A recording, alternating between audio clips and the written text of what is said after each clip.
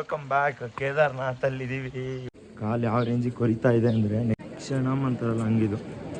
ಸಖತ್ ವ್ಯೂ ಅಂದ್ಕೊಳ್ಳಿ. ಇದು 7 ರಿಂದ 8 ಗಂಟೆ ದರ್ಶನ ಟೈಮು. ಅದ್ರ ಪ್ರಕಾರವಾಗಿ ಎಂಟರ್ ಆಗಿದ್ದೀವಿ. ಶಿವನ ಭಕ್ತ ಆಕಾಶ್ ಪಾಟೀಲ್ ಇದ್ದಾರೆ. ಏನ್ ವ್ಯೂ ಇತ್ತು ಎಲ್ಲ ಮೋಡದಿಂದ ಕವರ್ ಆಗಿದೆ. ಕೇದಾರ್ನಾಥಿಗೆ ಬರ್ತೀರಾ ಅಂದ್ರೆ ಭರ್ಜರಿಯಾಗಿ ದುಡ್ಡು ತಗೊಂಬನ್ನಿ. ಫ್ಲಾಗ್ ನ ಆರಿಸಿ ನಾವೀಗ ತಿಂಡಿಗೆ ಹೊರಟ್ವಿ.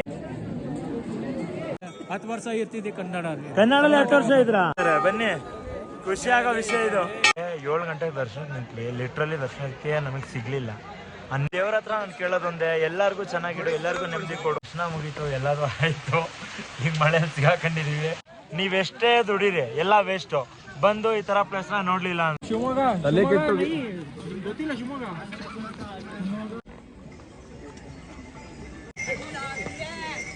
ಹತ್ರ ಬಂದ್ವಿ. ಕ್ಲೈಮ್ಯಾಕ್ಸ್ಗೆ ಇನ್ನೊಂದು 5 ಕಿಲೋಮೀಟರ್ ಇದೆ. ಹೊಸ ಫ್ರೆಂಡ್ ಬೇರೆ ಆದ್ರು.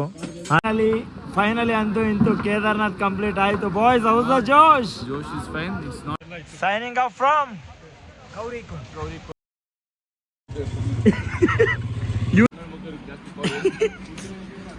ಈಗ ನಾವು ಬಂದಿದ್ದೀವಿ ಯಾವುದೋ ಮನ್ನತ್ ಅಂತ ಹೋಟೆಲ್ಗೆ. ಆನ್ ದ ವೇ ಜೈಪುರಗೆ ಹೋಗ್ತಾ.